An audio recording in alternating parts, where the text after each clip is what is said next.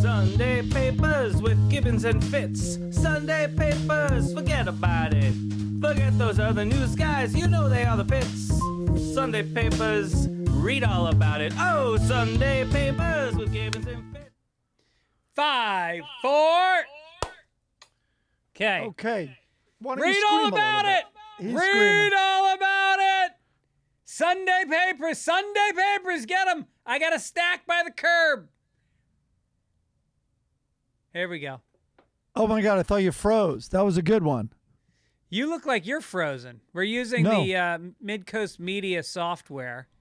So Nope, I am ready to do this this is still moving. Ready to do the podcast. I just froze on purpose, listeners, and my Very funny. Headphone cable was still wiggling under my frozen face and hands. How are you, man? I am good. Yeah. It was nice for you to make fun of me. Greg likes to read through the script. It's called being a professional broadcaster. I do not like doing that. And he got to one of the first things I wrote up top, which was, I wrote down, I listened to an amazing podcast. He's like, you listened to an amazing podcast? What are you, a 12-year-old girl? What the fuck is that? Yeah, it was the podcast you made about your dad. Oh. How about you got that? Me. You got and you me. want to know what? And now I want to erase it and not even talk about it. Wait a minute. You just listened to it this week? No, I started it a while ago. I think I was on a plane, landed, then I revisited, but it was like 6 days ago. I listened to it right after we did our podcast last week. But yes, thank you. I know it's Father's Day, but Yeah. which is a while ago, which is your point. But I spaced on it, and it was really touching. It got me, it was emotional, and it was just so well done, and I can't recommend it enough to other people. Wow. Well, thank you very much. I appreciate that. It was a labor of love. I listened to those tapes for a couple weeks, and it was pretty like moving to listen to your dead father's voice after 30 years and realize crazy.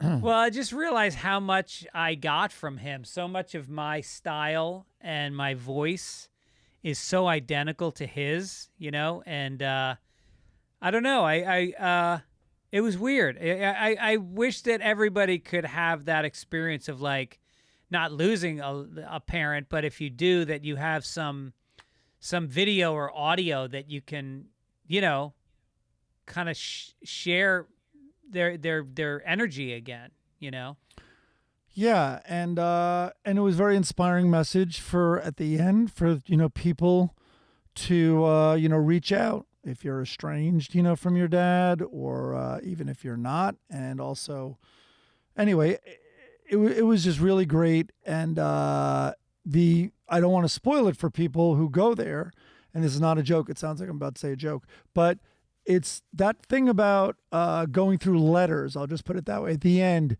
was really great. And you had told me about that, but that's such an amazing, that's like a last scene in a movie, it really is pretty incredible. Yeah, it's weird when you look back on your life. Sometimes you don't see that there's acts and there's transitions and there's payoffs and there's all these things that maybe we impose on the reality of what our memories are. But that whole journey with my father really did have an arc to it, and it had it had a false ending and then a real ending. I also did not know that you never told me the detail that he didn't take your call at Christmas. That's terrible. But I did know that at that point you guys weren't kind of talking, so I guess I don't know why I'm so surprised, but I guess it's the details, Yeah, right. You've never been estranged from your dad, have you? Well, I'd go months without speaking to him, but it wasn't like a planned or a vindictive thing. Right. I just was so out of touch, as we all were, with my parents. But that began for me. I went away to school at 15, so that began for me then.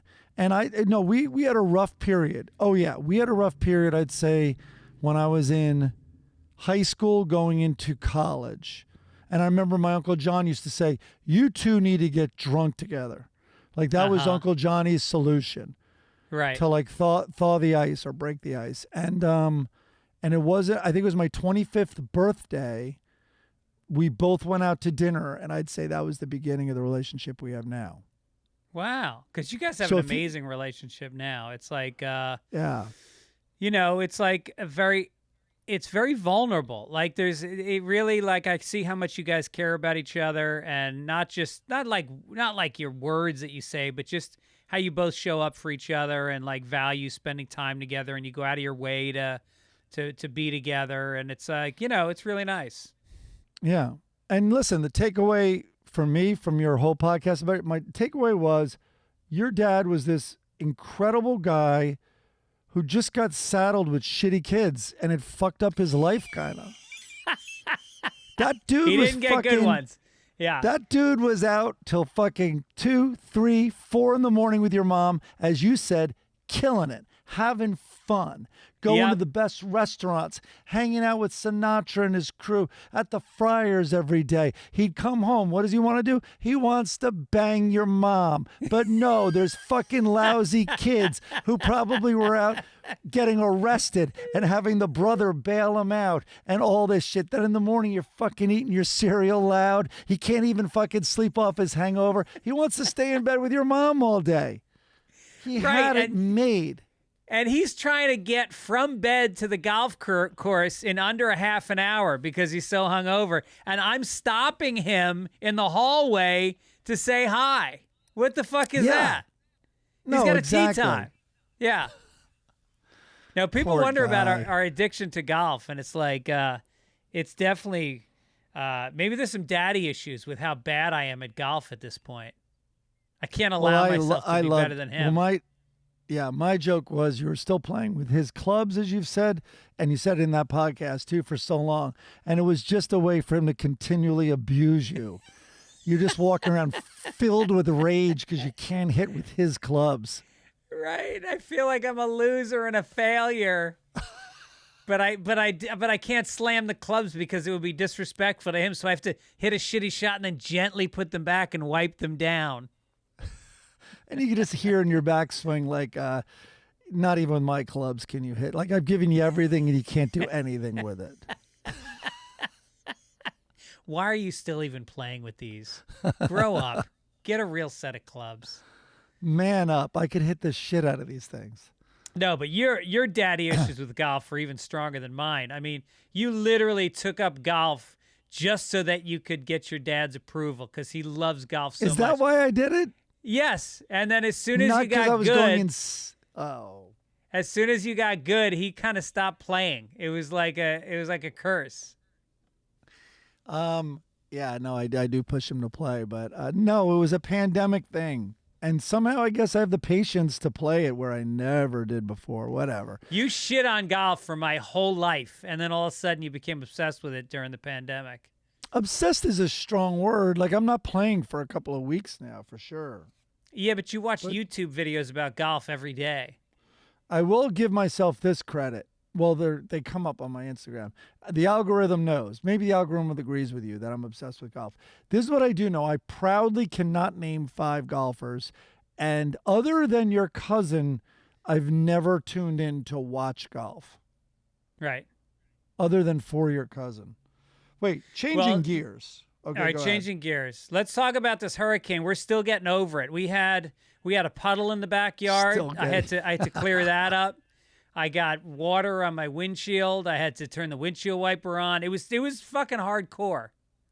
I have water in my fridge that I loaded up, like, because they're like, hey, Liv, because they're like, there's a chance that water could go out depending where in LA it hits. I'm like, what? Also, it didn't have to hit in LA for LA's water to go out. So I felt like a Y2K, like whatever they were called. I forget what their nicknames were. But for our young listeners, when the clock clicked January 1, 2000, everyone thought all the grids would shut down. There'd be no infrastructure left. There were electricity, water, all that stuff. So people loaded up on water and shit like that.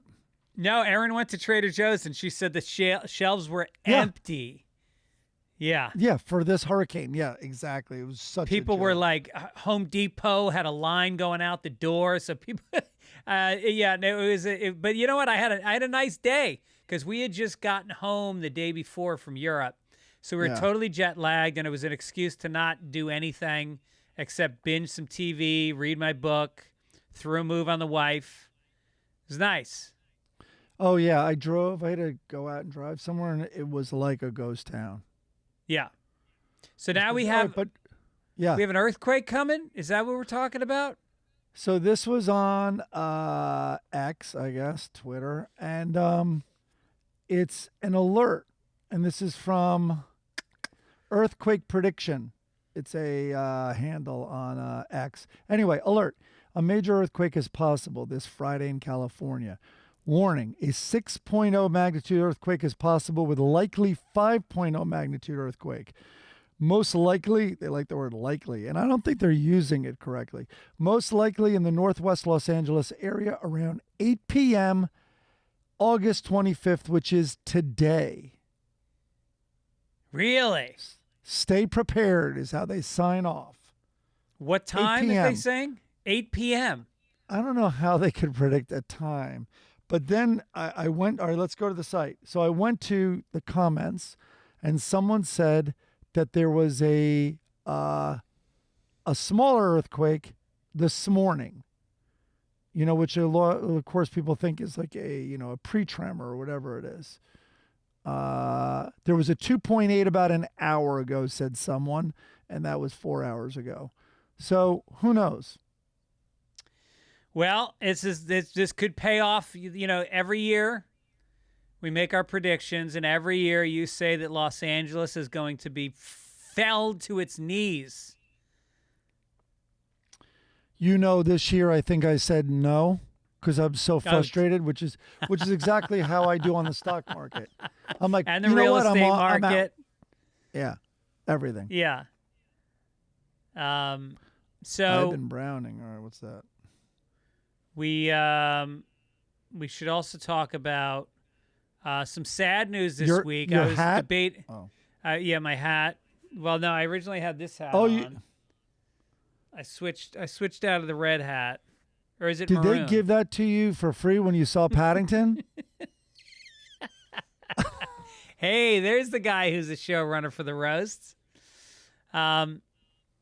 So we did have a bit of sad news. I don't know if we should even do this at the top of the show because it is so heavy. Greg, my name is Lauren. Do you want to put it in the obituary? And we've teased it now that sadly, we've lost one of our very active listeners. Yes, we'll read it during the obituary, but let's just suffice to say he was one of the major contributors to the show. And this week, the logo is a logo that he made for us about a year ago. And today's song was written and performed by him as well. So we'll talk about Michael Solomon later in the show. A lot of corrections. Bob Pedersen, who is a stickler. Pedersen is known for his nitpickiness. They call him Nitpicky Pedersen. And he said her name is Rapino, not Rapino. Rapino, not Rapino. Who's that? I forget also. Is it a soccer player? Oh, he's a soccer player. Right. Rafa's name is Nadal, not Nadal. Also, nobody who is a fan calls him Raphael. He is Rafa. Okay. I get that a lot. I always say his name wrong. Didn't someone call him Rafi? Didn't some people say Rafi as well? Thanks, Bob Pedersen. Pederest. Thanks, Bob Pederest. Wow, that's really throwing him hard. Daniela Terhorst. I should know her name by now because she's a big contributor to the show. Who's Eric? I'm listening to the show, and you just read my message from Eric. Bet Gibbons wouldn't have made that mistake. Love, Daniela. Terhorst, Oof. otherwise known as Eric. Ooh. One in the plus Matt- column, kind of. No, that's a criticism. Gibbons also. Matt Turfree. What's with our listeners' fucking names? What Can we is get some normal happening goddamn here? names? Thank God Matt Doug Hoffman's Turfry. next. Yeah. On last week's show, you were discussing the Hawaiian fires. Mike talked about the one house that was spared. Mike said, quote, they contribute most of it, that it was cleared right around the house. Incorrect. He should have said attribute. And I got this note from a number of people that you said that wrong. Did I really say contribute? Wow, that's not good. Not good. Yeah. Yeah. You know, I contributed to my early onset dementia. Yeah, well, maybe you should attribute some money into your kid's college savings account. I should do that. Mike was so rattled by Dennis punting on the Sunday Funnies a week earlier and catching shit for it that he called the Far Side comic about the porcupine woman the family circus because he described the Far Side panel. Major brain fart, but I blame it on Gibbons, the voiceless whipping boy of your show. That's from Doug Hoffman. Boy, did I do that too. But, you know, I did do a family circus last week also, so maybe that was the confusion. You were a little distracted. I watched some of it, and you were doing some heavy lifting. You were trying to keep the energy up. You were trying to drag something out of him. Oh, I thought you meant with you last week. Oh. Because a lot of heavy lifting. I had written all the articles, but I had read all of them and listed them. No, but he's talking about last week, I think. Oh, maybe it was last week. Yeah. Yeah, the porcupine woman was last week. Rick Schwartz. Here comes another correction. Rick Schwartz, who says, when you discuss the Maui fire, okay, this is a guy I know that said contribute, not attribute. But more importantly, Leonard Bernstein did get plenty of tail, but it was not of the variety that you suspect. It was fairly well known among the artistic community that the maestro was a closeted gay man. His wife was well aware of his many dalliances, which became more flagrant and less discreet after his wife died. Leonard Butstein.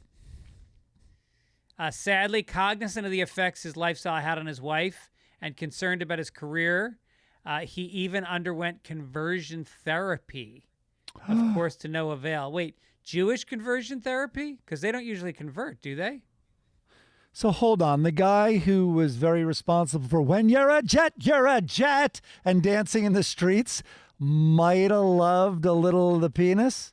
Yeah. I don't know. Doesn't really add up to me. Taking gang street fights and making them prance around Spanish Harlem? I don't know. Yeah. I don't think so. Yeah. That's as straight as you can be. Yep. And then Pat Lathrop said, how did you miss red state, blue state in your colors riff? Remember we were talking about red collar versus blue collar versus red-blooded versus blue-blooded, and how some are rich and some are poor. And I missed the obvious low-hanging fruit of red state, blue state. So is that blue blood, red neck? Yeah, blue states would be blue blood, red states would be red neck. Right.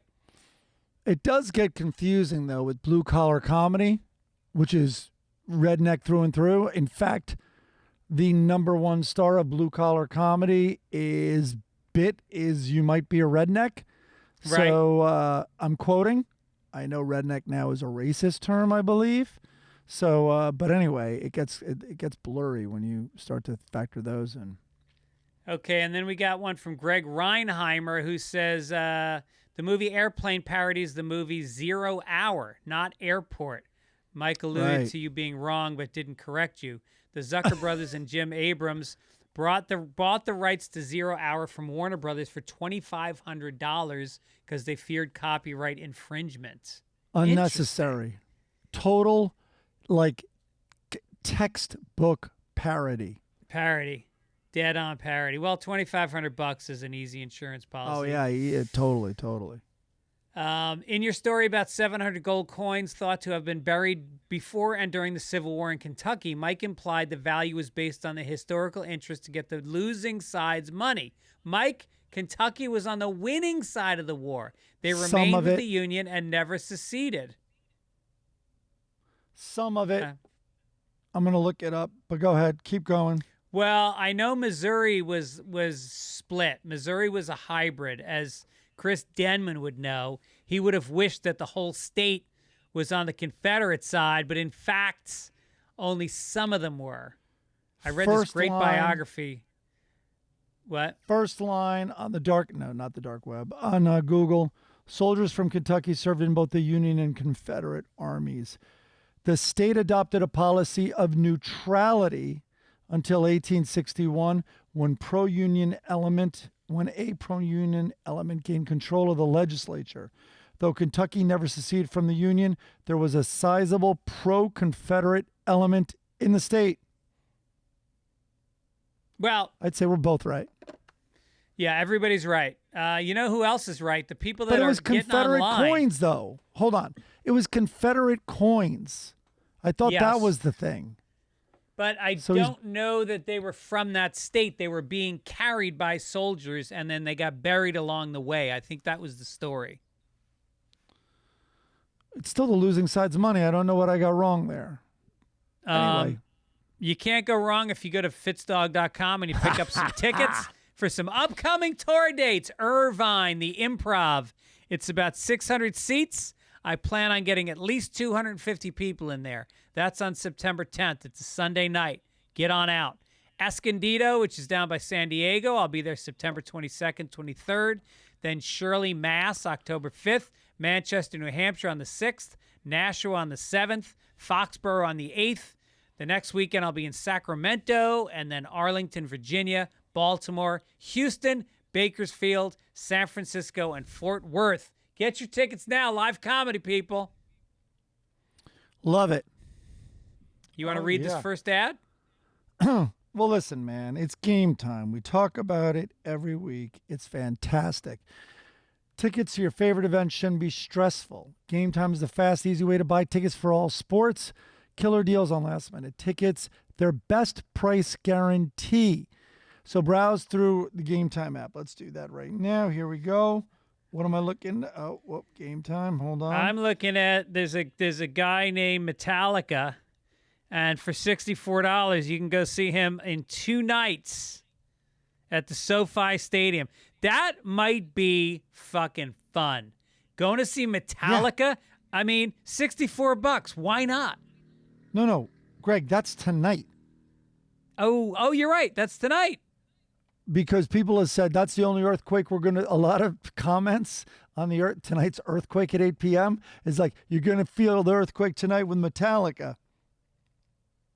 Dave Matthews Band all weekend for $86. I mean, it used to be Dave Matthews Band was like $300 a ticket, but with Game Time, you just keep an eye on it. And sometimes the longer you wait, the better, because usually you stress out when you buy tickets and you're like, oh, what's the timing? Should I do it now? Should I lock in?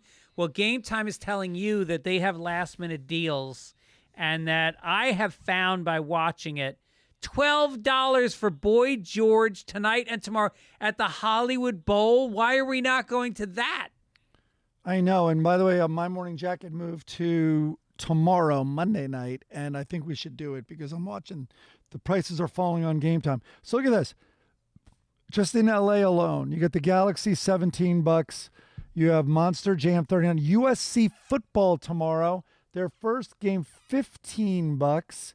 You got the Dodgers at 9, I think I said. And of course, Los Angeles Sparks. Guess what they're at? It's for Tuesday's game. So keep in mind it could go down a lot before Tuesday. Probably $50. $2, but I keep watching it. Yeah, you're going to get a deal if you keep watching it. Wow. Yeah. So anyway, Game Time is the best way to do it. The app is super simple. 2 taps and you've got your tickets right in your phone. No printing, no transferring. And you can take a look at the view from your seats right on the... It's a sweet app. You got to check it out. You're going to get a deal from us.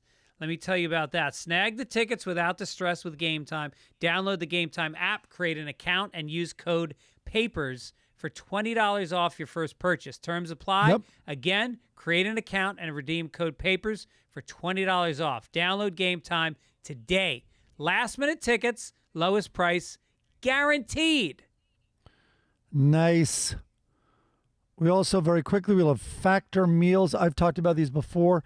Try to talk my dad into it. He was like, I don't know, signing up just like all parents are. Next time I visit, refrigerator, Factor meals. And it's because a friend of his had them. And I think my dad went over his place and they ate a meal together. And so anyway, he got talked to. He trusts other people more than me. So if you're too busy with your end of summer goals to cook, but you want to make sure you're eating well, Factor, man. Skip the extra trip to the grocery store and skip the chopping, prepping, and cleaning up too, while still getting the flavor and nutritional quality you need. Factor's fresh, never frozen meals, ready in just 2 minutes. All you have to do is heat it and enjoy it. Refresh your healthy habits. Choose from 34 plus weekly flavor-packed, dietitian-approved meals ready to eat in 2 minutes. And it's 2 minutes because you don't put it in the freezer. It goes right in the fridge. Everything is super fresh. And I'm telling you, the quality is like something that you would get from a restaurant. But it's cheaper than what you would pay in a restaurant. It's cheaper what you would pay if you just went to the store. They have gourmet plus options. They have calorie smart meals with around 550 calories or less. And this August, get Factor and enjoy eating well without the hassle. Simply choose your meals and enjoy fresh, flavor-packed meals delivered right to your door, ready in 2 minutes. Head to factormeals.com/papers50, that's 50, and use the code PAPERS50 to get 50% off. That's code PAPERS50 at factormeals.com/papers50 to get 50% off. That's right. Do it. Do it right now. Listen, front page is here. Let's get a little paper going. Extra, read all about it. Extra. Mike, Oh, that's a good crankle. I know you're very excited about this one. Well, I was excited. Scowling Donald Trump gives death stare in unprecedented mugshot. Trump's perhaps most famous picture yet was taken on Thursday night while he was arrested and booked into Fulton County Jail for charges in the Georgia election interference case. The ex-U.S. president furrowed his brows and frowned in the mugshot released by the Fulton County Sheriff's Office just before 9 p.m. He wore a red tie, white shirt, and dark blue suit. His booking sheet, this is what we were all excited about. His booking sheet confirmed he was arrested, and then it recorded his height and weight, and there were bets that came up in Vegas. Betting sites and sports books I forget what they put the over-under at, but it sounded, obviously, it was pretty accurate. I, in my opinion, and everybody else's. And then they started the over-under, and then it was released. And it recorded him as 6'3" and 215 pounds.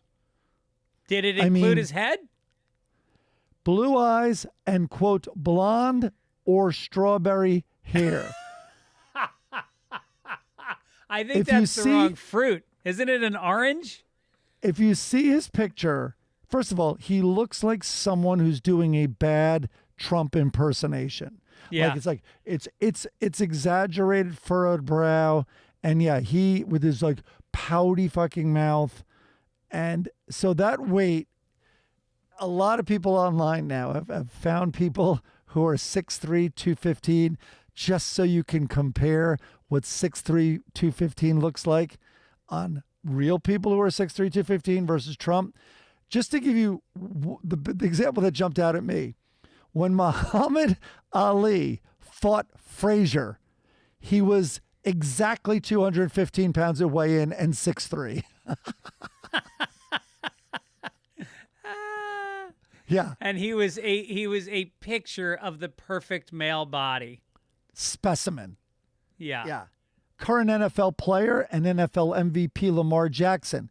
He's listed as 6'2", 212. Kirk Gibson, remember him? He was pretty studly looking. When he played, his stats listed him at 6'3", 215. I think Gibson might have played football too earlier in his career. Terry Bradshaw, one of the best quarterbacks of all time. When he played, he was listed as 6'3", 215. Chris Hemsworth right now is 6'3", 215.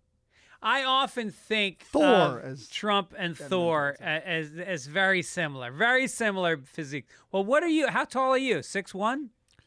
I'm 6'1". Yeah, I'm probably a little shorter than that now, but yeah, I'm my best 6'1", and right what's now your I'm weight? clocking in 197 because I weighed it today. Because I made a promise to myself I'm never going above 200 pounds again, and when I do, that's the priority, and it never lasts more than like 2 or 3 days. Damn. But I'm gonna have to lower that as I get weaker, and as I shrink into death. Guess how tall I am? You present taller than you are. I always think you're like 5'9.5" or 5'10". 5'7" .75". When you say it like that, it makes me feel sad for you. Will you please just say 5'8"? It's like a kid at the Special Olympics holding up his medal. Did you see the 3/4 part? That's more than half. Can I round up? How much do you think I weigh? You complain about your belly, but you always look fit. I'd say you weigh 165. I've been 150 pounds for the last 20 years, give or take literally 2 pounds. I've never swung more than 2 pounds from 150. What about when you're showing me your distended, like starving child in Africa belly? Well, I have the twig-like legs to offset the weight of the belly. So I don't know how they let this out there about Trump. Like, they clearly just asked him, but I don't know. Part of me is like, yeah, we don't need that. Like, for instance, there's no weigh-in at an arrest. No, they do. Oh, really? No, that's why Vegas was off and running. Because when they arrest you, they need that information. Because let's say you're out on parole and you escape. They're like, he's a 6'2", 6'3" man. He's 215 pounds. And they might even list identifying features. But I think that's why they do it. But it's, it's a matter of record. How do you think it came out at 215? You think he paid somebody off? No, I'm saying they probably asked him, how tall, do your height and weight? But listen, no one's going to have a problem if he skips bail. And it's like, this can't be Trump. This guy's more than 215 pounds. I mean, it looks just like him, but I mean, this guy's got to weigh 275. Right. I would say in reality, I bet you if he's 6'3", he's coming in at 245, 255, easy. Yeah. I mean, people know. I think what was Vegas set at, Chris? Can you look that up? It was north of 265. Denman is guessing 280, but let's see what Vegas said. And what, Denman, what is he in your life-size cutout that you have on your bedroom wall of him? Maybe that is probably the slender 215, 6'3". Well, that thing's really heavy because it's covered in semen, and that's all protein. It'll really weigh down a cardboard cutout. All right. In the meantime, let's get on to this next one. The only male member. Oh, hold on. 278.5. That's what betonline.ag put it at 278. And he said 215. I love it. Not even in the ballpark. It's like the old Lenin, the Lenin posters where he just had the strongest chin ever and everything. And everyone who's seen the historical footage or knew him personally back then is like, wow, it's quite a look he got in all these propaganda posters. Although, Napoleon was actually not that short. He was like, I think he was 5'7". He's always depicted as being like 5'2". I was reminded this week Hitler had one ball. Did I forget that? He had one ball. He didn't shoot it off like a misfire right before he killed himself? No, well, that's why he got so much done, because he didn't have two balls reminding him to jerk off all the time. He really was productive. Yep. All right, the only male member of the NHS, Britain's healthcare system, was on this NHS team, won a sex discrimination case after his female boss told him to, quote, man up in front of a room full of women. Damn. Senior manager Lisa Sanchez deliberately excluded Pete Marsh when saying goodbye, ladies, as she was leaving a meeting because of a growing animus towards him. An employee tribunal ruled in favor of Pete Marsh. Mr. Marsh, who has worked in the health service for more than 20 years, said he had grown tired of being the, quote, butt of jokes about being the only man on the team. My first takeaway is that Lisa is absolutely right. This dude needs to man up. Man up. Yeah. Yeah, I think so. But then again, like you got to man up. When I started at Ellen, and I don't think I've ever told this story before, and I'm starting to talk more about my experience on Ellen now that the show's off the air, and I don't think my NDA is in effect any longer. But when the first day that I started on that show, and I got brought into Ellen's office by the head writer and the 3 other writers who were all women. And I walked into the office, so it's all women. And Ellen looked at me, and she goes, so you're the new writer? And she goes, okay, turn around. Let's take a look at you. And I did. I turned around, and she looked at me. Is that crazy? But I laughed. I didn't give a shit. What do I care? That lawsuit holds water now. I know. And, this is very truthful. When I read this story, the Goodnight Ladies, I had to read it 2 or 3 times because I'm like, whoa. So she said Goodnight Ladies and did not include him, and that's why she's in trouble? I thought she said Goodnight Ladies to the guy that's not, and including the guy that's not manning up. It's far worse if she included him in that. Yeah. Right? Yeah. Right. It's just like you called me a 12-year-old girl for writing I listened to a great podcast. An amazing podcast. Like, you love using women to insult men. Yes. Yes. That's right. Well, think about the fact that you call somebody a pussy. You're naming them after the female genitalia as if it's weak. It's the strongest organ in the body. It takes sperm, and it's a factory. It takes it up and it creates life, and then it delivers that life, and then it urinates. It's amazing. All right, but listen, 100 out of 100 guys polled would answer the same to this question. Would you rather have a roommate who is a pussy or a dick? Pussy. 100%, as I said. Right. Okay, right. Look at this guy. Man flees China on, not a pussy at all. Man flees China on water scooter crossing 200 miles to South Korea.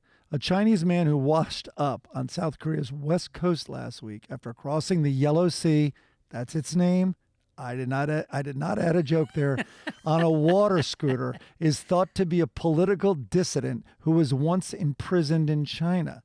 The Korean Coast Guard said in a news release Sunday that an individual on an 1800cc red water scooter carrying more than 50 gallons of fuel had beached on Incheon's wetlands and was detained for crossing the border illegally.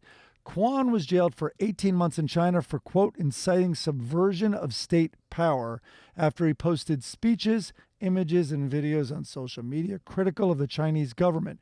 In one photo, Kwon wore a white T-shirt that linked China's top leader, Xi Jinping, to Hitler. A Chinese court said Kwon had insulted the state authority and the socialist system. Well, if this does not sound like the origin story of a new superhero who gets around on a jet ski, I need this story. I need it. Or maybe a new Mission Impossible franchise, Mission Improbable. There's no way he's going to make it.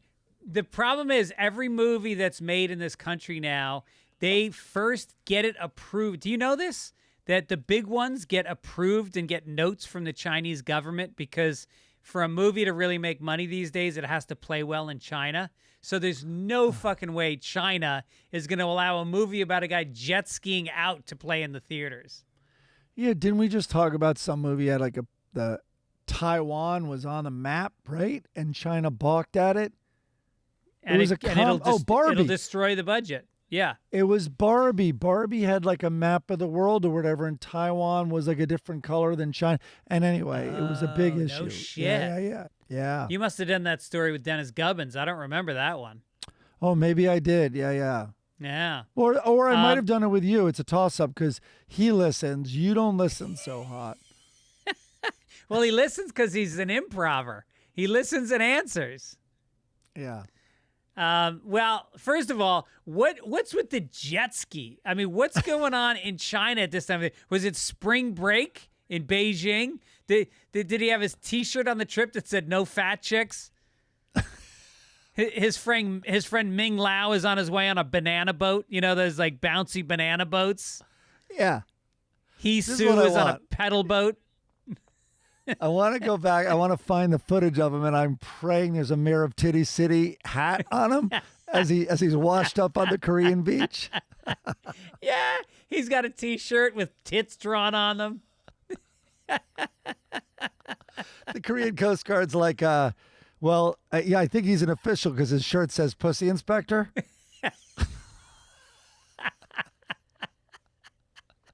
Oh, God. Oh, man, he was the coolest guy in China. Now they lost him. They left a jet ski laying around. He had to leave China. All that work for Pussy Inspectors dried up.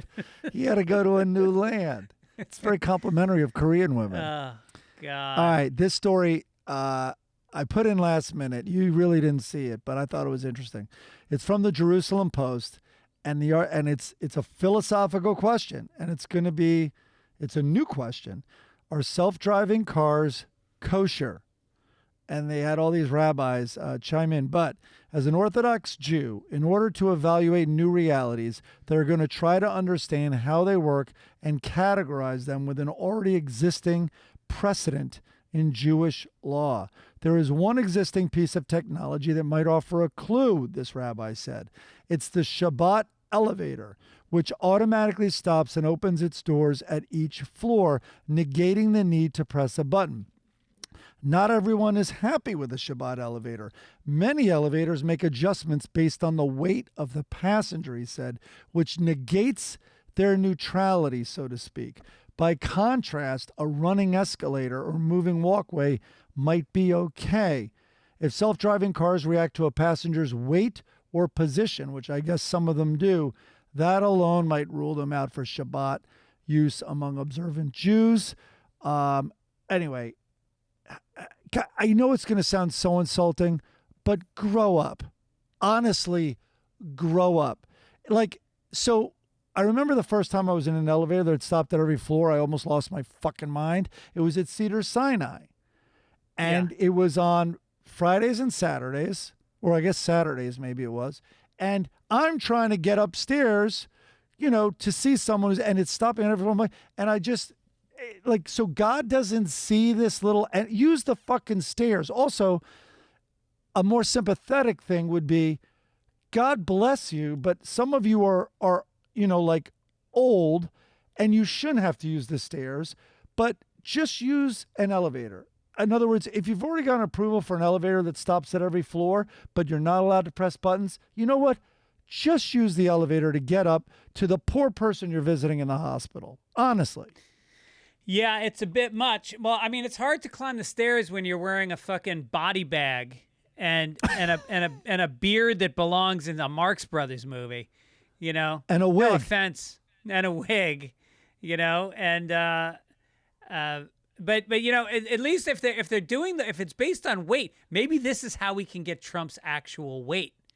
We just tell him that on the 8th floor, there's a bunch of women in changing rooms, and there's Saudi businessmen on a spending spree. Trump's running up there with a bunch of sheets with holes in them, just trying to get as much tail as he can. Yeah, right. But this is true? What? Is the hole in the sheet thing true? That's a Amish thing I heard. Or is No, that no, is no, that no, no, no. Even Curb Your Enthusiasm did a thing about it. No, no. Conservative Jews, for sure. And, Really? and there's a thing, and I wish I could quote it. I'm sure we could find an article. But there is rampant STDs in the Hasidic community and in Orthodox community, because I guess there's probably the same amount of cheating that goes on with other populations.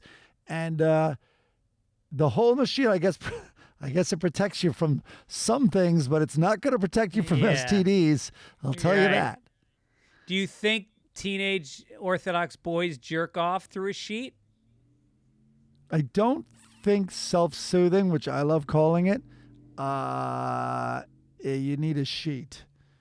I wish it was self-soothing for me. For so me, it's Snopes says self-shaming. sheet sex. Snopes says sheet sex is a myth. Says okay. Well, Chris Denman thinks Judaism is a myth. So there you have that. Well, also for Chris, sex with somebody in a sheet is usually done around a flaming cross in the woods late at night. So this whole thing, I mean, with self-driving cars, I mean, you were sitting in a Tesla.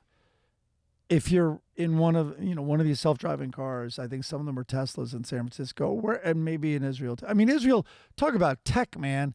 That, our buddy Pete Scott's constantly. Tel Aviv is this Silicon Valley of that part of the world. Of the whole world. Maybe, yeah. And it's so high tech. Like, you're sitting in a Tesla and you're splitting hairs between, did you press a button that triggered a circuit? Because that's what I read. And that's the technology that they can't do. But you were sitting in this, one of the most technologically impressive pieces of machinery on our planet. It's not the time to split hairs. Well, it's also, if Elon Musk is in charge of the Tesla, he will program it to take Jews to a sausage factory, because he does not like the Jewish people. Also, you know what I found when I looked some of this stuff up? It's interesting. So in Israel, there's more and more skyscrapers, and they have these elevators, and they've done these studies. When it stops at every floor, people in the building can wait for over 19 minutes for the elevator that stops at every floor. And they're like, well, listen, the original idea with the building was the conservative Jews, or the ones that are going to, recognize this, should be on the lower floors. But they're like, no, we like the views. We want the views, and the elevator's going to stop on every floor going up to 34. Yeah.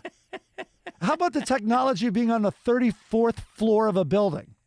Right. You don't think there are circuits pumping your water up there? Yeah. Oh, Right. please. It's so ridiculous. Did I tell you the story? Religion. So my kids technically are Jewish, which I should lead with before my anti-Semitic rants. So my mother-in-law, who's hysterical, my mother ex-law, I guess, outlaw, my mother outlaw, is, her, Jill, hysterical. So in Jewish tradition, I don't know which tradition this is, but there's a tradition where you do not get any gifts for the baby before they're born. So we're pregnant with our first, and all of a sudden they arrive with all these gifts. And she goes, Elliot, ask Mike if the garage is open. And I'm like, what? And they're like, we have to put all the gifts in the garage. And I'm like, wait, I thought, by the way, there wasn't gifts because of... She's like, no, they're fine in the garage. I'm like, so are you telling me God's unaware I have a garage? This is child's play. This is hiding. This is like believing there's Santa. It's like hiding gifts in the garage because Santa's going to deliver them. Right. Well, the garage is a safe space. The garage is the place you sneak off and smoke a cigarette when your wife isn't around. It's the place where a teenager hides a porn magazine. The garage doesn't count. I know, but I think part of it is probably, I'm sure, with the Jewish faith, because, I mean, they, for good reason, are not the most optimistic people. And I think there's probably something in it where it's superstitious and you cannot get them. Maybe it's bad luck for the baby. Well, thanks. Because you just, in your belief system, just got all these gifts. But for you, they're fine in the garage. Right. Meanwhile, my kid's going to pop out with 4 arms. All right, let's get to some good news for Gibbons. Let's do it. And my apologies to any the- Jews I offended.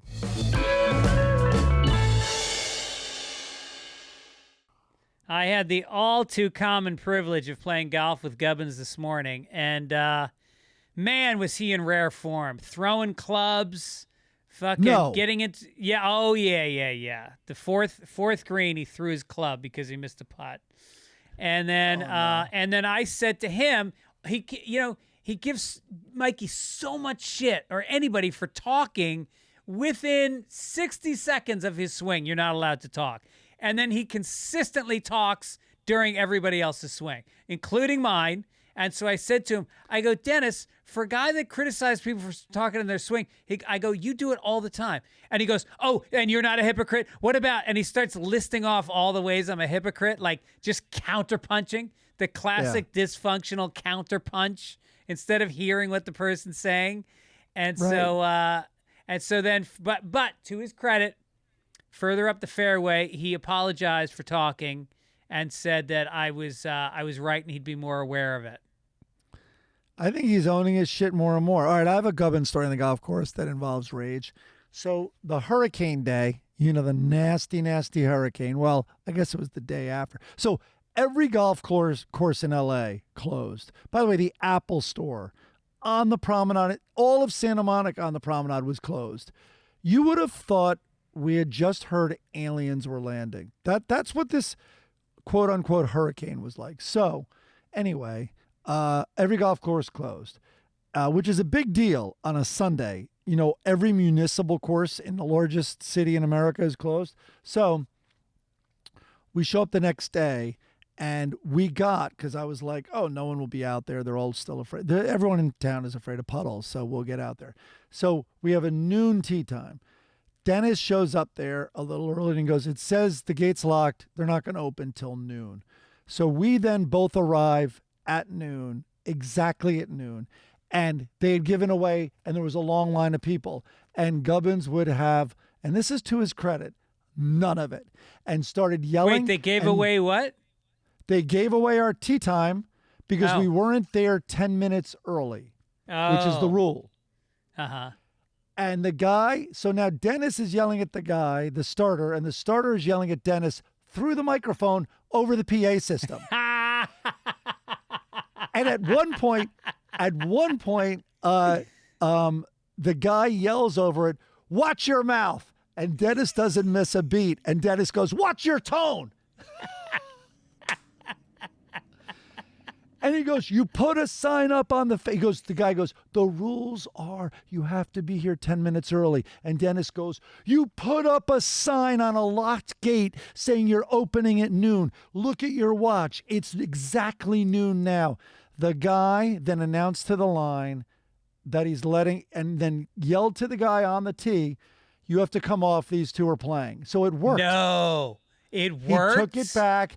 And then what made me think of it was he apologized profusely, and the guy apologized to Dennis, and it was a bit of a love fest. But that didn't happen until after 9 holes. Whoa! How about that? Unbelievable. See, the squeaky, annoying, loud, angry wheel sometimes gets the oil. That is exactly, almost verbatim, what I said to him as we were teeing off.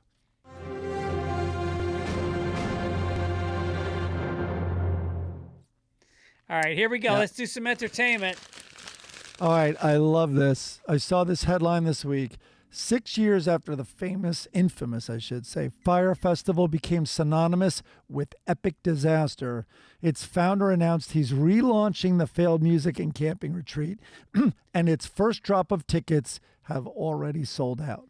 Now, should we recap before we read this? Do we need to explain to people what the first Fyre Festival was, or does everybody know? No, I'll get to that. So after a stint in jail for fraud, Billy McFarland, the founder and organizer of the infamous Fyre Festival in 2017, is back with his latest venture, the same botched fest. The first drop of 100 pre-sale tickets to Fyre Festival 2 went on sale Monday for $500 each and sold out that day. Virtually no details, just like the last one, were released about the event, which has, quote, It's targeted for the end of 2024 in the Caribbean or Caribbean. Don't write a correction, please. There were no lineup and no details about accommodation, and the location was vaguely set as, quote, the Caribbean. The Bahamas Tourism Ministry said last year the government, quote, will not endorse or approve any event on the islands associated with Mr. McFarland. More tickets are coming up soon, according to the website, dropping in tiers from $800 to an eye-popping $8,000 per ticket. Okay. Well, those won't be the only tiers associated with this event. Exactly. There were a lot of tiers at the last event. So, before the pandemic, there was this Fyre Festival. He hired the top influencers. If you want to get caught up on what it is, you should see it anyway. I watched it again last night on Netflix, which is the better of the two. Two documentaries came out around the same time, and everyone talked about, especially the one on Netflix. Just go FYRE, and you'll see it on your search results on Netflix. And the documentary, it is a blow-by-blow account of this collapse, this unbelievable mind-boggling. disaster. It is so. I don't know what was so satisfying. I guess it was satisfying to see a bunch of entitled douchebag influencers and the people that wanted to be around them end up in tents drinking their own piss and stranded. There was something very gratifying about that. Oh, the documentary talks about that. Like, sites were created specifically outing the festival's lack of preparedness and how dangerous it was, and just relishing in every wrong move they made, and then the ultimate disaster. It was incredible. So, by the way, I forgot this detail. When this guy was named Billy, right? Yes. When the festival collapsed, and he lost, and he flew out. He had to escape. The Islanders were, because he didn't pay any of the Islanders, and he got like as someone said in there, anyone who could literally hold a shovel was hired at one point when they knew they weren't, barely going to make this deadline. And so it was getting violent. They flew out. When he escaped, then he was arrested, and he made bail. And when he made bail, he started a fraudulent campaign promising packages to Beyonce concerts, and all these douchebags paid again, and there were no tickets, and he was using that money to, he had a bunch of these pyramid schemes where he used money to pay off former investors from a previous enterprise. Anyway, watch the documentary, because I am going to watch this next Fyre Festival like a hawk. It's amazing. If anybody's smart, they will buy tickets to this, and they will get a camera crew, and they will capture every moment. Well, the last one had a lot of footage, but I want to see this. There is a part of you. Isn't there a part of you that wants to buy a ticket, though, and go and just show up with like a survival kit so you can get through it, but just to watch? Well, I remember I was talking about last time. I'm like, I got to say something about this guy. He's like Trump. Every time his best friends, some of them, and everybody in this little pocket of employees was like, it's time to admit this isn't going to happen before something really dangerous happens, like Customs holding all their water. All of a sudden there wasn't going to be water. And He's like, no. He's like, if you don't want to be part of this business meeting, which is about solutions, not problems, get out now. Like, he would not take any caution, of course, but he wouldn't take no. No was not in his vocabulary, except when he was rejecting everybody's sensible ideas.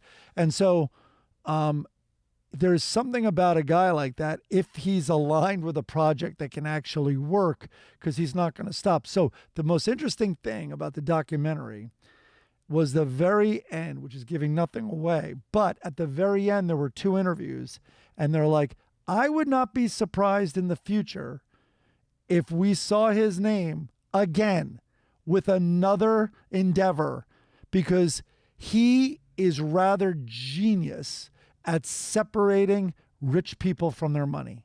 Right. And here we go again. Well, by the way, you can get tickets for the event on the Game Time app. and $20 off if you put in Dad Men. You are going to Scores. get $20 off your $8,000 ticket if you put in papers. Yeah, I just love that. By the way, I just bought some tickets for my kids to go to Action Park in Pennsylvania. They're reopening it. That's perfect. All right, you want to do this next one? Yeah, so Oliver Anthony, the only It's a reason I do it is mouthful. I'm not reading all that. Is they, I just like pointing out when I've been right. So conservatives have now turned on this musician Oliver Anthony, who kind of had that anthem, Richmond, North of Richmond, which went crazy viral. And I think last week when we talked about it, I said the right had grabbed onto it and it adopted this guy. And I said, they better not, they better slow their roll, because I'm not reading it as a conservative when, and you and I talked about it. When you're that anti-rich, that's not going to work for Republicans. And hopefully this guy realizes that when he's coming up with these anti-rich sentiments. And sure enough, this week, the Republicans, this guy made they found old footage of him where he was giving an interview and he goes, let's face it, the best thing about America is its diversity. Conservatives were like, shit. T.O. T the fuck O. What did he just say? Fella, you're in our camp. No one says that. What are you talking about? These are crazy words. And so then this week, he filmed himself. I think he was in his pickup truck when it was raining. And he goes, it's aggravating seeing people on conservative news try to identify with me like I'm one of them. It's aggravating seeing certain musicians and politicians act like we're buddies and act like we're fighting for the same struggle here, like we're trying to present the same message. And he also was critical of the left. And he's like, I'm not part of any politics. That's my whole point. And he goes, that song has nothing to do with Joe Biden. It's a lot bigger than Joe Biden. That song was written about the people on that stage, meaning the Republican convention, because all of them tried to own him and like align themselves with him. And it's about them and a lot more. Not just about them, but definitely them, meaning his criticisms were about them. Yeah. And so, I mean, I said it last week, the right has to check themselves when they're aligning themselves with a guy who's anti-rich. Like, what don't you get about that? Can I point out another glaring example of that contradiction? Yeah. Jesus Christ. I mean, the Right. Republican Party is a shrine to Jesus Christ and Christianity. Meanwhile, Jesus only cared about the poor. That was his number one message, was the last shall be first. He used to wash the feet of the homeless. He used to help prostitutes. He was a caring, loving guy who hated people with money. And he also wore a dress and had long hair. I believe he was transitioning. It's entirely possible. Oh, here come the letters. Also, I think he stated that the two enemies of his were the Romans and the rich Jews, who the Romans had basically bought to work out this indentured system that would indenture poor people like serfs. And they would give these loans knowing that they couldn't make good on the loans on the land. Anyway, we could go on, but absolutely. Great book about it called Zealot. Absolutely prioritize the poor. Yes. All right, let's get to, wait, what section are we in? Let's lighten it up with Entertainment. with Lady let's lighten it up. Diana. Lady Diana. When The Crown concludes its sixth and final season later this year, anxiously awaiting fans will get to see how the tragic death of Princess Diana will play out on screen.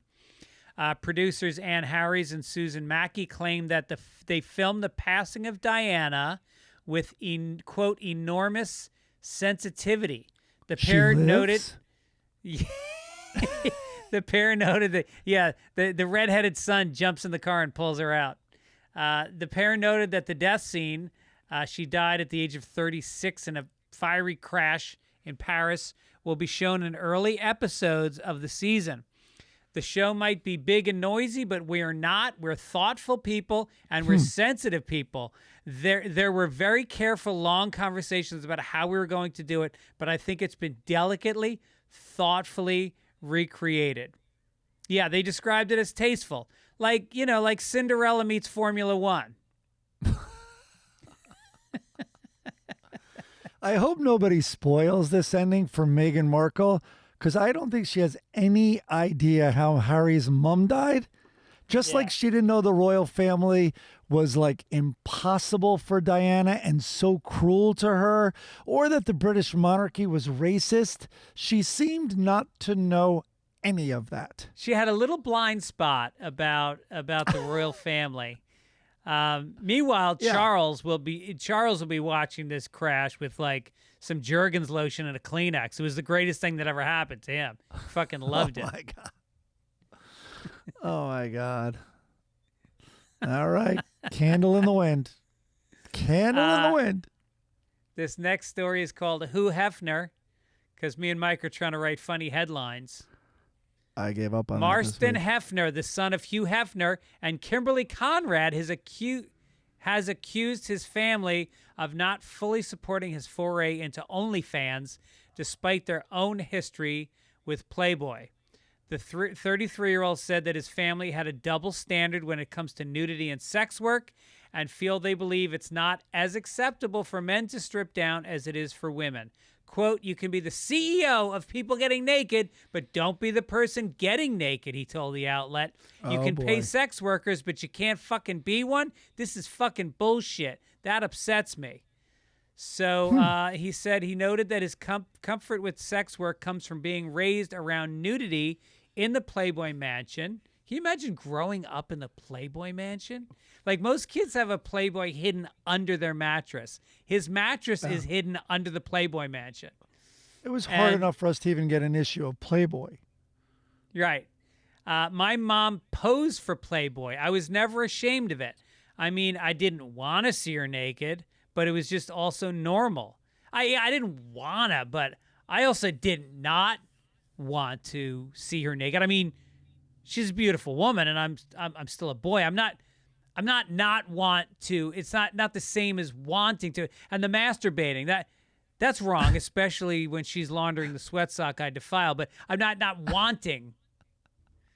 How about, listen, I grew up and then, right after or right before my mom, when Hef was in there with 8 women and 2 of them working the pump to get his penis up. Like, I didn't want to see that, but I want to unsee it. It's impossible, though. What I didn't want to see is that my mom was delegated to being one of the pumpers. I just felt like, why should she be supporting the other women? And, and the kid also said, luckily out of respect, none of my friends looked at at the photos of my mom. Like, I remembered when they would all hang around at my house every day, even kids I didn't know. It was very supportive. It was weird, though. My mom said she lost a lot of underwear in those days. Oh, gee. That's why she was naked all the time. Can you imagine that? You're going to school with a kid whose last name is Hefner, who can invite you over to a play date and you're 14, and you go to a play date at the Playboy Mansion. It's not like there's a safe exit in where you're not seeing a bunch of women in lingerie. I mean, I don't know. I don't know what a day in the life of the Playboy Mansion is, but what a fucking dream for a 14-year-old. Yeah, you're dropping your kid off. You're like, do not go in their hot tub. It's in a rock structure. There might be a sign saying grotto. You are not to go in that. You know, because kids are underwater. They're spitting water when they come up. It's in their mouth. It's everywhere. Yeah. He comes back into the car. You're like, son, you got a little snot under your nose. Oh, you don't have a runny nose? Also, why did I have to wait outside? Are parents not going to these play dates? I think you need a chaperone. Right. Big announcement. This is out of Variety magazine this week. Yeah. Freestyle Digital Media, the digital film distribution division of Byron Allen's Allen Media Group, has locked down the rights to The Road Dogg, a dramatic comedy set in the world of stand-up that stars veteran comic Doug Stanhope and Greg Fitzsimmons. There he is. The film will enjoy a week-long theatrical engagement at the Pickwick Theater in Chicago and become available across North America on October 6th. It goes on to talk about the producers and all that, but it's big news. The movie, I shot it in January, and it got distribution. It's coming out. No, I know. I remember this really well. I'm so psyched it's coming out. Doug does such an amazing job. I mean, he pulls some depth out of this role. And if you saw, did you see the episode of Louie where he played a comic who was like suicidal? No, I don't think I did see that. I want to. He got rave reviews for it, and this was kind of similar to that role, but it's very dark, but it's funny. And yeah, so we'll see what happens with it. It already won some awards. He's won some awards in some festivals. Oh, it's gotten wow. to a bunch Nice. of festivals. Yeah. So that's that. All right, let's make America Florida.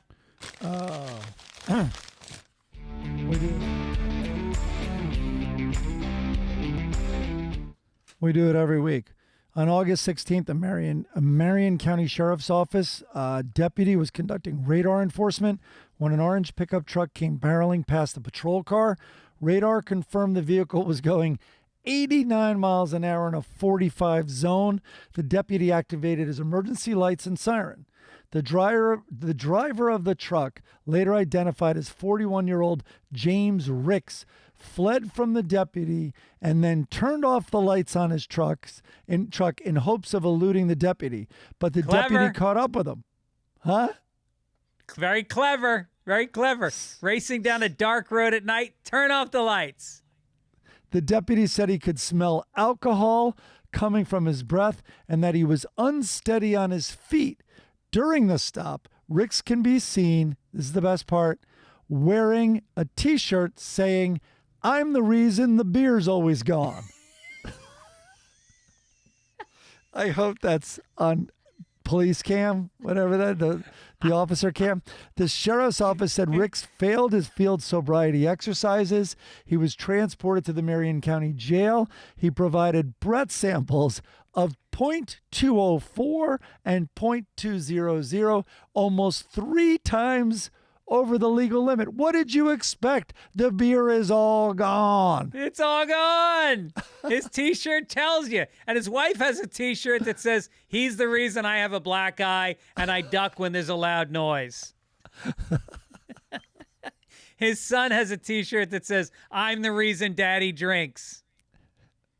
Guns don't kill people, I do. He's going to wear that to his homicide. I have seen cars with "fuck the police" written in the back window, though, which, you know, have you ever seen that? Like fucking lowriders with "fuck the police"? I have never seen that. Like that Yeah. is, yeah. You're not talking your way out of a ticket. Can I get a warning? I don't know. Oh, my I think you kind God. of gave me a warning with that bumper sticker. I think I put in this Florida one, this dolphin one, right? Go for it. Yeah. A baby dolphin has been found dead in Florida, and investigators believe it's the same one used in an Instagram photo op by 2 guys just days before. The deceased bottlenose dolphin was found near Jacksonville Wednesday. Officials can't yet tell if the animal was already dead at the time of the pick. I mean, what a way to die. In the hands of a couple of meth-addicted Florida men with mullets. The dolphin was like, "Why couldn't I have just gotten strangled in a tuna net like a normal dolphin?" Yeah. Also, Jacksonville's, I'm just looking it up, fairly inland. Yes, it is. I mean, I know they have And the St. also- John's River or whatever, but yeah. It's not Miami. I mean, why has he got a dolphin? He's at Jacksonville. Go pick up a jaguar, you pussy. You want to pick up an animal? Get a fucking black jaguar. We're hearing too many stories of Florida drunks posing with wild animals down there Yes. and recording it for everybody. Yeah. All right, Well, should we let's move make across the globe? Australia Florida. I love the irony in this. An Australian man gets bitten by a venomous snake. Normally not a headline. Wait for it. In England. Yes. He said, I don't think I stepped on it. I've done a fair bit of bushwhacking out in Australia, so my eyes are pretty well trained to looking at the path ahead. I had a sensation come from the right-hand side. I thought it was a wasp or a bee. I couldn't believe it when I saw the snake, which was an adder. Also, such dumb luck. Later on that day, a British dingo ate his baby. No, really? Yes. It's just, this should be the irony, ironic headlines. That's what this section should be. It's like when I leave California and I go to Tennessee, and then all of a sudden I'm dead naming all the trans people and constantly screw up pronouns there. I'm like, wait a minute, not here. That happens at home every day. Yeah. But I'm in Tennessee. Right. Oh, that's fucking crazy. Jesus. I'd never, well, there are literally no snakes in Ireland, which was so great when I played golf. You could go in the woods and look for your ball. Like, I don't go in the woods that much in California. Or if I do, I'm very careful looking for snakes. Oh, if I hike alone, like even like Topanga or any of those places, I mean, there's a million signs saying rattlesnakes, rattlesnakes, rattlesnakes, and you hear about people seeing them. And by the way, rattlesnake, greatest snake in the world with the warning device. That's the greatest thing ever. Right, it's very cool of them. Every other snake is a sneaky bastard. Yep. So I'm always amazed when I see the people that like a rattlesnake lunges for them and they grab the rattlesnake by the neck and they catch it. I don't think I've seen that. I'll send you some YouTube videos. I know people wind up holding rattlesnakes, right by the neck, pinching it underneath. But by the way, if you really have to hold the rest of the body, I've seen so many videos where the snake gets unheld. Of course they can wiggle out of that shit. Yeah, right. I mean, you better hold on for dear life.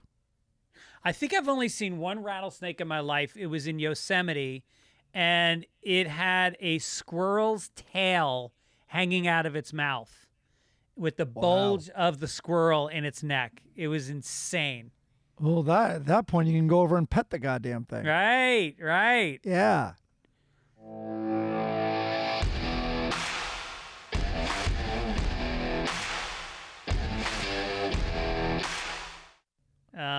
All right, let's do some sports. Yeah.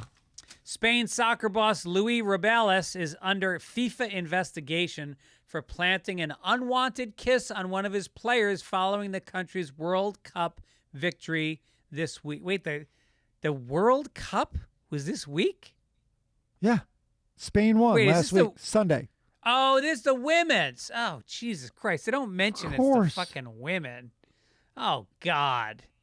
So they said that the FIFA Disciplinary Committee has informed Rubiales that it is opening proceedings against him. He might have violated rules dictating, quote, offensive behavior and violations of the principles of fair play. For the unsolicited kiss of midfielder Jenny Hermoso, Rubiales is 46. He's gotten a rebuke for his actions. He was also photographed carrying a player over his shoulder and grabbing his crotch. So he's grabbing his own crotch while carrying a player on his shoulder? I'm hoping it was his own. So after initially acting defiant, Rubiales apologized, saying, I made a mistake for sure. I have to accept it. In a moment of such emotion, without any bad intention or bad faith, what happened in a very spontaneous way. I mean, are we talking about soccer here? Is this not the sport where the men literally maul each other, pat asses, they stroke their faces, they kiss their heads, they pile on top of each other? Give me a break. Come on, women, you want to play fucking soccer? This is how it's played. Yeah, we're also talking about Europe, for Christ's sake. Yeah. And what does it mean she didn't consent? Was there a questionnaire and then he ignored it? I mean, his initial defense said he did ask. He said, this is so great. Congratulations. He talked about some shots she either missed or made or whatever. But he talked about her play specifically. and goes and congratulates. He's like, and I think he's like, and may I give you a kiss, congratulatory kiss? And she said, okay. Well, what more can you ask? But like, it is a slippery slope. Like, and you know, I don't think he kissed her on the lips or anything like that, but still, like, a hug could very easily be the same thing. In other words, I did not ask this man to hug me. I did not consent to a hug. But you just think he's been coaching her for who knows how long, maybe years, and you establish boundaries. No, he wasn't a coach. He was the boss of FIFA. Oh, no. He was a Spanish soccer boss on one of his players. Yeah, no, he's the coach or the president or something of the team. All right. But I can tell you, every female in my life, I can tell you whether or not I hugged them, I kissed them on the cheek. There's a select few, like my wife's friend Sarah, we kiss on the lips for some reason. I don't know why, but we do. You've never kissed another woman on the lips who's a friend? I mean, I kissed Sarah on the lips, but it means a lot more than just like a hello. No. So, no, I do not kiss. I don't kiss anyone on the lips except the person I'm seeing. Okay. It's not a rule. I don't think about it. I kiss your girlfriend on the lips. Oh. Okay.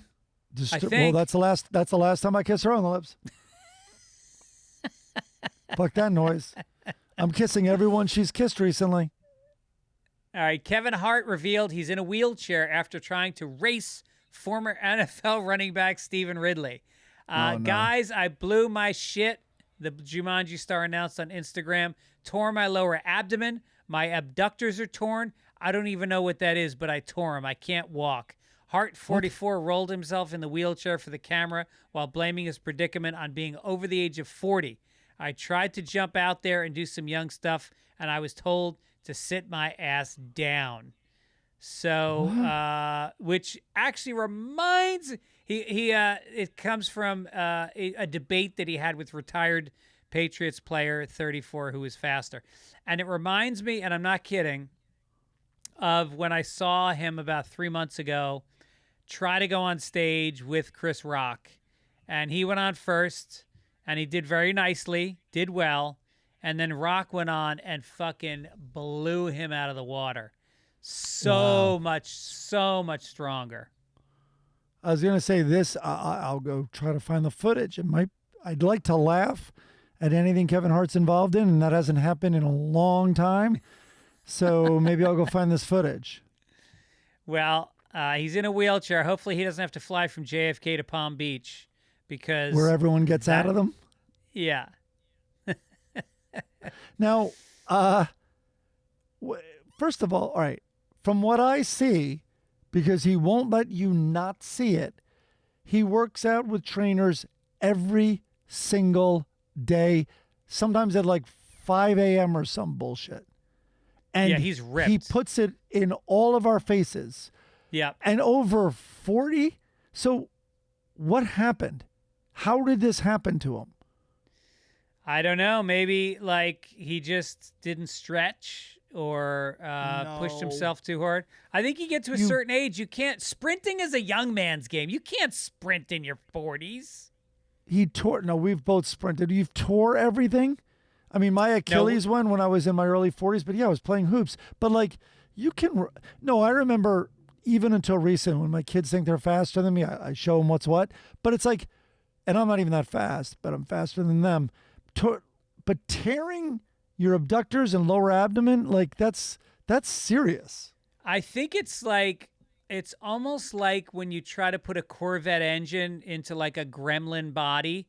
Like he has worked out his muscles to the point where they are huge and strong, but he still has the core of a guy in his 40s. And you can't push.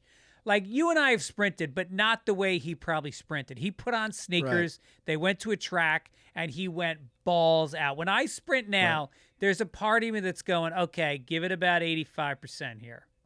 Right. Yeah. And I'm the same way with sex. About 85%, and I'm good. Everybody's good at 85. Yeah. All right, let's do this day in history. Yes, sir.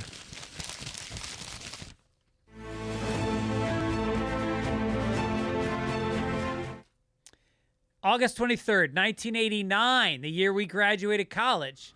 As Yeah. punishment for betting on baseball, Cincinnati Reds manager Pete Rose accepts a settlement that includes a lifetime ban from the game.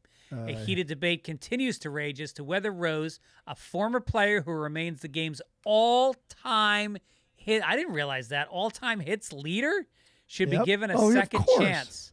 Whoa, I didn't know that. Oh, yeah. Although gambling on a sport you play or coach is now considered unacceptable in nearly all levels of sport, it was relatively common among those connected with baseball in the early 20th century.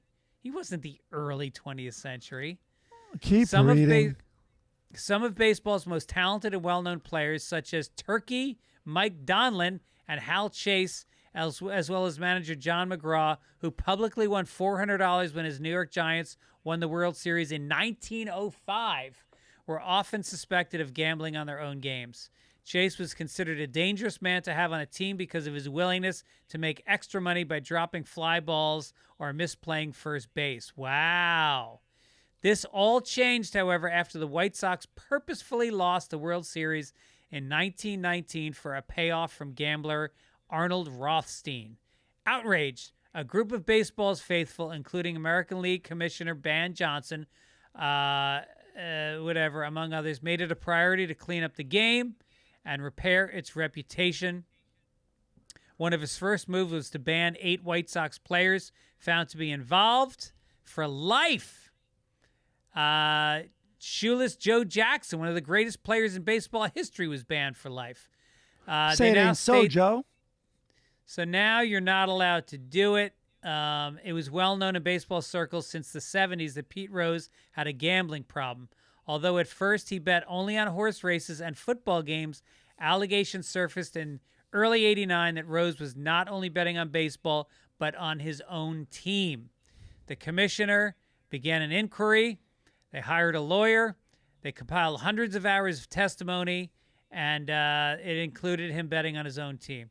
Rose continues to proclaim his innocence. He was eventually persuaded to accept a settlement that included a lifetime ban. At a press conference, he said it was a no-contest plea.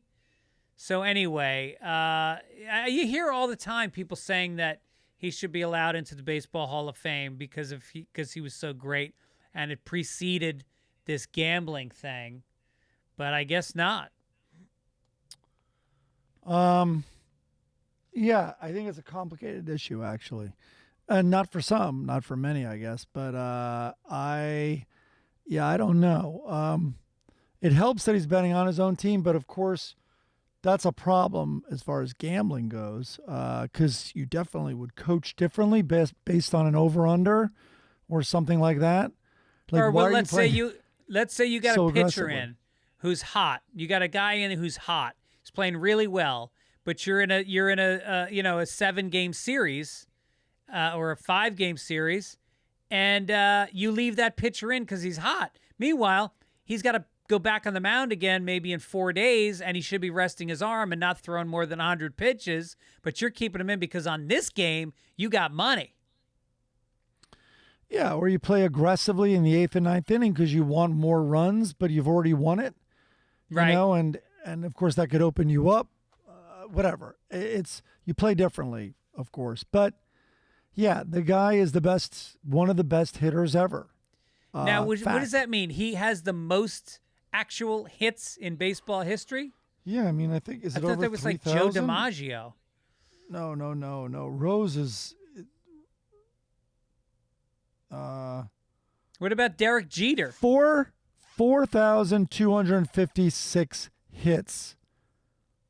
It's followed by Ty Cobb and Hank Aaron, who were 4,189 and 3,771. So only 2 guys, it seems, hit over 4,000 hits. Wow. But why do you think that those are so long ago? Why don't you think that there's more recent Oh, Jesus. breaking Baseball nerds will give you the longest answer ever. I'm sure it has to do with pitching. I think they moved the mound closer. There's a lot of rules that have changed also, but no matter what, he's one of the Yeah, greatest because if hitters you ever. look at, I'm looking at the list now. I mean, Pete Rose was by far the most recent. Ty Cobb, Hank Aaron, Stan Musial. Oh, Derek Jeter was number 6. So he's But he's you by know, far also the only baseball contemporary. changed. Also, baseball changed, and I know we're going to get so many corrections, but baseball changed. I believe it was much more of like a just get on base mentality, advance the Right. runners. You know, it's I Yeah. think that's called a little old school now. It wasn't like a home run showcase. Yeah. There were far less home run hitters back then. Yeah. So all of that. Cal Ripken Jr. is in the top 20. But I think he is probably the longest running player in the league, I would guess, right? I don't think anybody played more games than Cal Then who? Ripken Jr. Oh yeah, Ripken. Well, he had that streak, I guess. He also overstayed his welcome in Baltimore. He got to the point where he was a lag on the team, but the fans liked him so much they couldn't get rid of him, and he should have just quit. No, there's also. Do you know about the game? He was hurt or sick. There's something about. I'm going to put Ripken lights. There's a conspiracy theory. You want to hear it? Yeah. It involves Kevin Costner. Really? August 14th, 1997, so 2 years before this Pete Rose verdict. That's when, according to a since debunked legend, the Baltimore Orioles successfully canceled the game after their star player Cal Ripken, the Jr., the Iron Man who was in the midst of extending his all-time record 2,431 consecutive games played, supposedly told the team he couldn't play. The conspiracy theory purports that Crash Davis himself, Kevin Costner, was sleeping over at Ripken's house, and after Ripken caught Costner sleeping with his wife Kelly, a fight ensued, according to an anecdote made famous by 2 national sports radio hosts in 2001. Yes, one version of the conspiracy theory states the Orioles shut off a bank of lights along the first base line, claimed it was a power failure, and sent the crowd home in order to preserve his streak. Costner called the aforementioned radio show the day after to vehemently deny the salacious rumors. Costner told the host he had met Ripken's wife, Kelly, twice for what might have amounted to 10 minutes. The Field of Dreams of Star added that he never had been inside Cal's house. Anyway, I guess there was another one, but I can't find it here. Wait, but so yeah, he fucked Cal's wife for less than 10 minutes outside the house? seems weird, but Yeah. still fight-worthy. Fight-worthy for sure. By the way, just went to Wikipedia to look up most games played. Guess who's number 1? Under most games played, Most games played in Major League Baseball. Who's number 1? I Well, thought it was Cal Ripken. right, Gaylord Perry was a pitcher, so he won't have the most games, but he had one of the longest careers. Most games played, I mean, probably Ripken. Pete Rose. No. Yes. Well, it 3,562. Number 2 is Carl Yastrzemski, then Hank Aaron, then Ricky Henderson from your Yankees. Well, Oakland A's, mostly, I'd Yeah. say. Ty Cobb, Stan Musial, all the usual names. Cal Ripken's number 10. Dave Winfield from your Yankees. And Toronto Blue Jays. Reggie Jackson I used to from your know Yankees. sports. Who? Alex Rodriguez from your Yankees. Reggie Jackson. You're mentioning all people who the Derek Yankees Jeter. bought late in their career. Except Wow, a him. lot of Yankees. That's crazy. I wonder Greg if they Nettles. include... Greg Nettles was a Yankee, right? Of course, third baseman. I wonder Yeah. if they include playoffs, because then the Yankees have an advantage. Right. Every year, that right. might be 10 more games. Enough of this geeky shit. All right, let's get to... Might be more. And that's all, folks. Very sad. That was a sad, slow crinkle. So This is sad. This is from a listener who wanted to give us some sad news. And my name is Lauren, former logo submitter. I wanted to reach out and let you know that this past Monday, Michael Solomon unexpectedly passed away. He had submitted many logos and theme songs to the show, and he was always so excited when you chose his work to be featured and gave him shout-outs. He loved listening to your podcast, and it was a part of our Sunday morning routine. I want to thank you both for giving us some happy memories and laughing with you over the podcast and giving Michael a platform where people could appreciate the work his creative, hilarious, and insane brain created. Attached is a pin we found that was part of his collection. It was a Greg Fitzsimmons pin. He was a huge fan and will be missed by many. Thank you, and take it easy.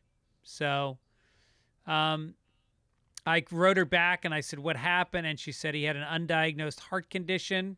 The last few months he'd spent every day fixing up a koi pond that had been neglected for a decade in his apartment complex. They sent some nice pictures. Oh, that's nice. So that's from Lauren Miggins. So I remember him well. We used to correspond by email. He, as I said, the logo and the theme song are one of many that he sent us over the years.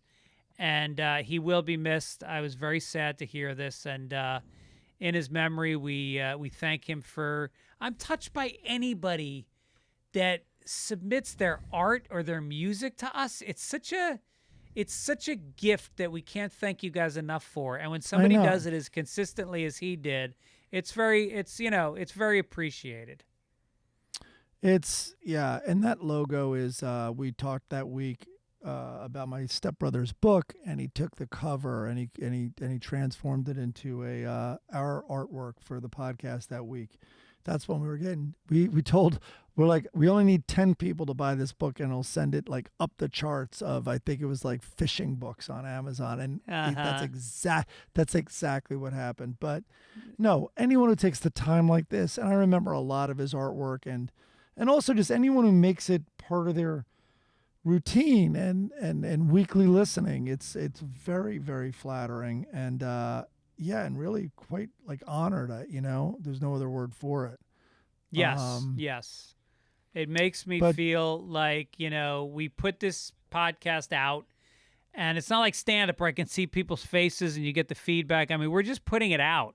And to get this kind of art and music sent in makes you really feel appreciated, and like this show means something to people.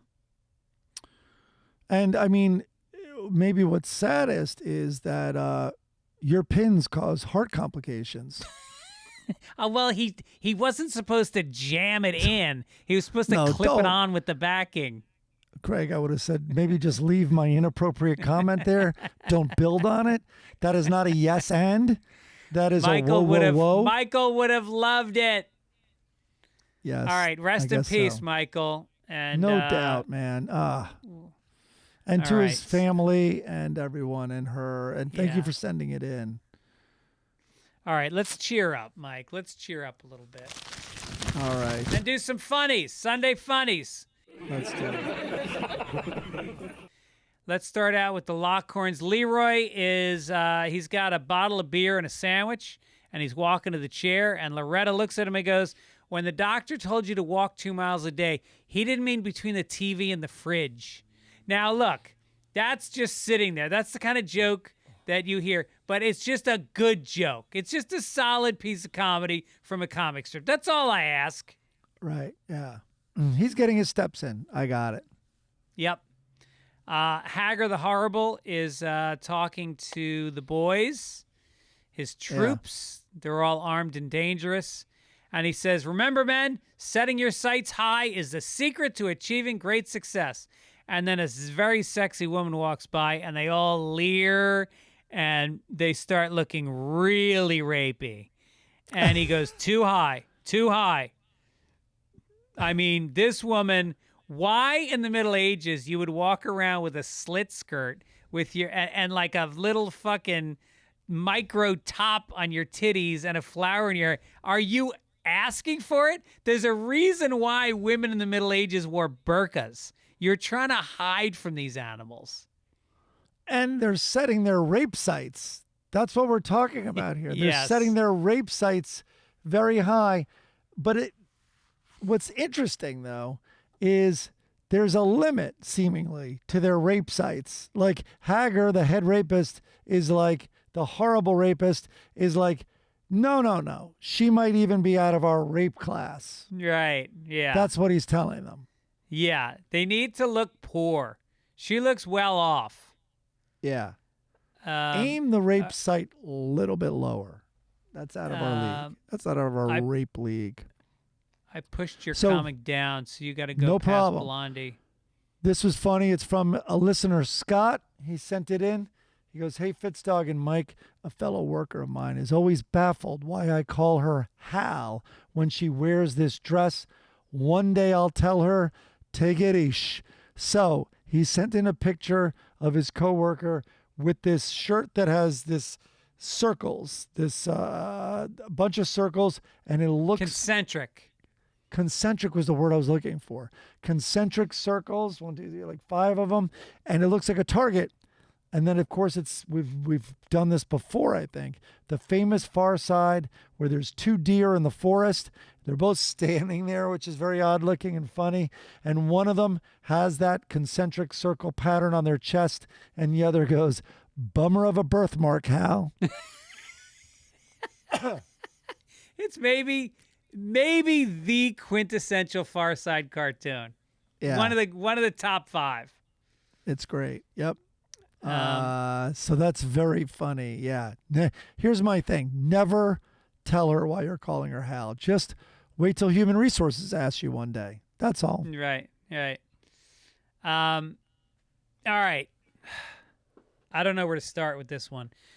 Oh, Dopey boy. Dagwood is laying on the couch, eyes closed, lips puckered, arm flayed out on the ground. And Blondie, who's got an apron on. So it's clearly like your typical fucking Saturday. She is doing housework. He's just laying there as if he's worked hard all week, as if he hasn't been napping at his desk or eating cheeseburgers at that greasy deli. This piece of garbage has the balls to lay there while she cooked. And she goes, "Honey, are you still napping?" All sweet. And he goes, "No, I'm visualizing myself lying under some palm trees on a beautiful Hawaiian beach." And she goes, "Can you take a break and tighten the pipe under the sink, so I can fix dinner?" And now he's under the sink and he goes, "The view is much better under those palm trees." Yeah, it is. You know what else is a good view? You in a Motel 6 after this chick finally grows some self-esteem and throws you the fuck out. You want to dream about palm trees on the couch? How about you stand next to her while she's doing dishes and you dry them? And then you take her upstairs and you fucking go to town on that Blondie. It is so outrageous. This is what I was hoping for. He gets under the sink and he dies because he's electrocuted because she, with the contractor that she's sleeping with, has shorted wires under the sink. It's wet under there. He lies in a puddle under the sink and he's electrocuted by design. Oh, would it be so? Would it be so, Mike? Right? I mean, and then I'm going to talk to whatever this guy's name is, does this comic strip, and I'm going to just send him a headshot and say, "Make me the new husband. For the love of God, put me in the strip." Yeah. That would be one perfect. time. Perfect. All right, listen, we want to thank our sponsors who week in and week out support our show so we can pay Midcoast Media and bring the shows to you. So support them. If you're going to go to a concert, if you're going to go see some theater, sports, go to Game Time. And when you go there, put in code PAPERS, and you're going to get $20 off your first purchase. Also, the fine folks over at Factor want to feed you. Use code PAPERS50 and get 50% off. Also, thank you, Chris and Key and Beth and John, everybody at Midcoast Media. There's a new guy. Is his name Andy? What was the new guy's name? I can't remember. Know. Thank You're not you to asking him me, also. are you? I was asking you, but oh, maybe jeepers. Den- I've already checked out. Oh, all right. Well, listen. It's Hal. Hal. It's what? It's Hal. Yeah. Bummer of a birthmark. Bummer of a job, Hal. All right, listen, we'll see you on the beach this weekend, Mike. Can't wait. You got it, Pally. Welcome back right. again. Thank you. And I think everybody should. Oh, yeah. Boy, how many hours till the earthquake? 3.5. 3 hours to the earthquake. I can't wait. It's good. Yeah, and you're not going to Penmar tonight, are you? No, I got shows. It's going to happen in a comedy club. All right. Good luck with that. Everyone should take it, Ish. Take it, Ish. Sunday papers with Gibbons and Fitz. Sunday papers, forget about it. Forget those other news guys, you know they are the pits. Sunday papers, read all about it. Oh, Sunday papers with Gibbons and Fitz.